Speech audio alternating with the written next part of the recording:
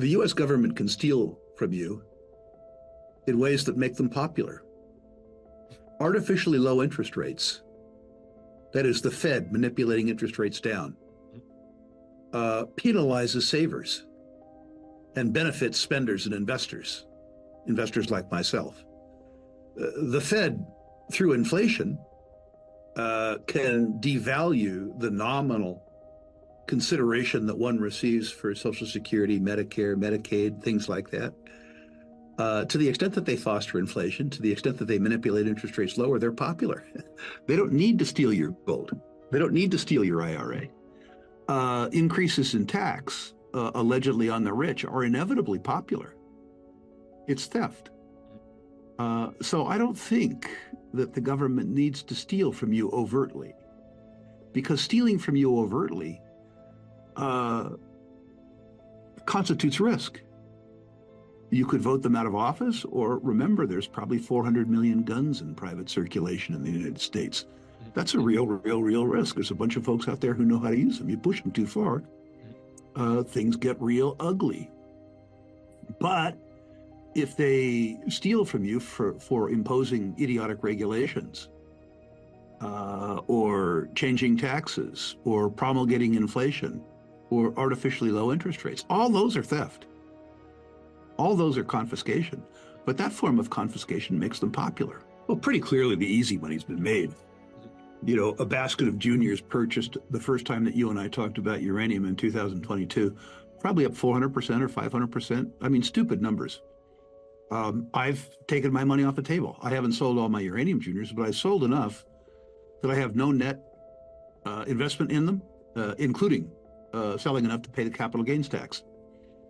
I think the big money's ahead. Well, not the big money. I think the sure money is ahead of us, because the emergence of a term contract in uranium means that uranium producers can lock in prices and quantities with investment grade counterparties for as much as 15 years. You can't do that in any other commodity. And as that certainty around revenue, and less so around margin, materializes, the debt cost of capital to uranium builders that have a price locked in for 15 years is going to be 300 or 400 basis points lower than any other commodity. This is stupid. Two, lazy old securities analysts like myself, when you look at a development stage project over 15 or 20 years, you're trying to do a net present value, and your price calculations are all guesses. In every other commodity market on the planet, except for uranium, their equity cost of capital is going to be less. It's going to take 2 or 3 years to work its way through, because right now those term contracts are opaque. The companies, for competitive reasons, aren't disclosing them. The companies that do disclose them will have lower costs of capital, which means 5 years from now, while there might not be a uniform reporting requirement for those contracts, there will be voluntary reporting, because the companies that accurately and voluntarily report will have higher share prices than those that don't. So while the big money has been made, the sure money is ahead of us. You know, we have a circumstance now where developers, the next gens of the world, the fissions of the world, the Boss Energies of the world, the Deep Yellows of the world, people who wouldn't have been able to build mines on their own account 10 years ago, because they didn't have access to on-balance sheet investment grade credit, will be able to do it. If you have a turnkey contract to build your project, even if you pay a bit too much for the insurance of a turnkey contract, while at the same time you've locked in the price and terms for a substantial amount of your production with an investment grade counterparty, a Tokyo Electric Power, a China General Nuclear, a Duke Power, a Southern company, you can literally take that to the bank. Companies that didn't have a prayer of building projects will be able to build projects. And the fact that they can build them means that they'll be more powerful in the merger and acquisition market, where they say to an acquirer, if you pay up, we'll sell. If you don't, we'll build. And the will build threat has credibility now. As you know, I'm in front of the FDIC right now, starting a new bank. And they have said, without saying it, your application is going a little slow because we have other concerns. Looking backwards, Silicon Valley Bank, Sovereign Bank, First Republic Bank, all these kinds of things. There's enough confidence in the system right now, Tom, that we aren't at a crisis point. Americans still believe in too big to fail. They still believe that perhaps what they do is they shift their deposits from community banks that pay them interest to great big banks that don't pay them interest for safety. And when I explain in lectures the fact that the US banking system has too many long-term denominated assets, 7 or 8 year assets, funded by overnight liabilities, this mismatch of duration is what brought down the savings and loan industry. I mean, it's a real problem, and it's a problem that's there today. I think probably we get through this. I think that you will see some smaller banks that succumb to commercial real estate lending portfolios and this mismatch. Make no mistake, if you own 8 or 10 year long assets that you put in place in 2002, 2003 at half of today's interest rates, the FDIC isn't requiring you to mark those to market if you say they're held to maturity. But the truth is that what you pay for capital in the overnight accounts has doubled, while the net present value of your free cash flows as a consequence of today's higher interest rates is off by 20 or 30%. There are a bunch of banks in the US that are zombies. A lot of them get through unless, in addition to having this time mismatch, they have large commercial real estate portfolios, in which case they're toast. Yeah, we aren't seeing the markdowns in residential that we're seeing in commercial. I mean, I've seen, fairly recently, hotels as an example that changed hands 4 years ago at $600 or $700 million, crossing off at 100 and a quarter. If the guy who bought that hotel had financed that $600 million purchase with $400 million in debt,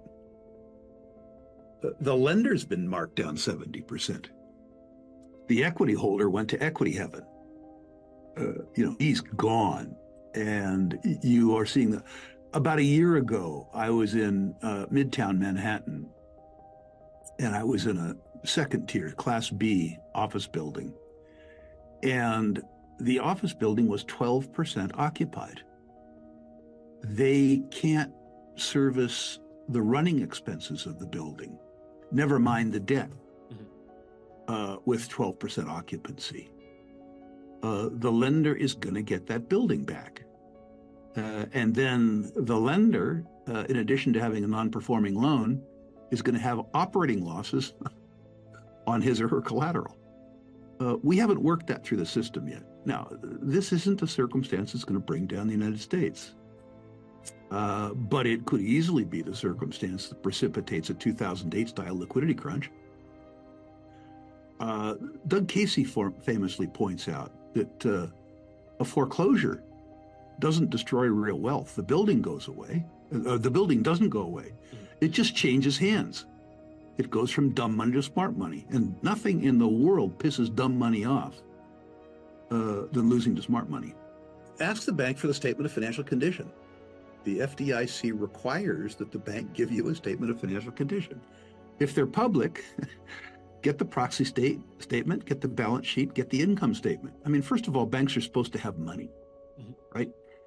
The Fed suggests that a 7% equity slice is well capitalized, which means that 7% of total capital needs to be equity. I'm an old guy. I prefer 10. More money is better than less money. They are forced to explain to you the median maturity that they have on their asset class and whether or not they mark to market. It's good to understand that. But, Tom, right now, there is well over $1 trillion in deposits held by Americans in American banks that pays no interest, which is to say, separate and apart from the big picture risk, There's a bunch of folks out there who have entrusted money to banks that pay them no interest whatsoever. The biggest risk that those depositors face is to the left of their right ear and to the right of their left ear. You can either get paid 2 or 4.3, or you can get paid nothing. If you're dumb enough to take nothing, the banks are going to give you that. Nothing. People don't do the work. You don't protect or save. Liquidity is something that you have to have, but you have to understand it's a cost. People who look conventionally at the world today, Tom, believe that inflation is registered in the consumer price index, which is wrong. The consumer price index, first of all, is hedonistically adjusted. Second of all, when it's inconvenient, doesn't include food or fuel, which is problematic for people who eat. But most importantly, it doesn't include tax. I believe that the basket of goods and services I consume means that the purchasing power of my savings is declining at 7 or 7.5, maybe 8% a year. While I have substantial, and I'm making sort of 4.3, 4.4% on that liquidity, so I'm really losing 3% a year. I regard the loss in purchasing power as an option payment, because having the liquidity will allow me to take advantage of a liquidity shortage, a 2008 style event, rather than being taken advantage of, by it. I don't regard my savings as a store of value. I regard them as a necessary cost. I also personally regard my bullion as cash. Yeah, there's a lot of people for whom I don't think their bullion should be regarded by them as cash, because they refuse to sell it. For them, it's a different asset class. For me, it's some of both. It's insurance, but I do know that there have been circumstances where other asset classes came to me to represent better value, where I sold some bullion at the bottom. So for me, my goal is non-correlated cash, volatile cash, but good cash nonetheless.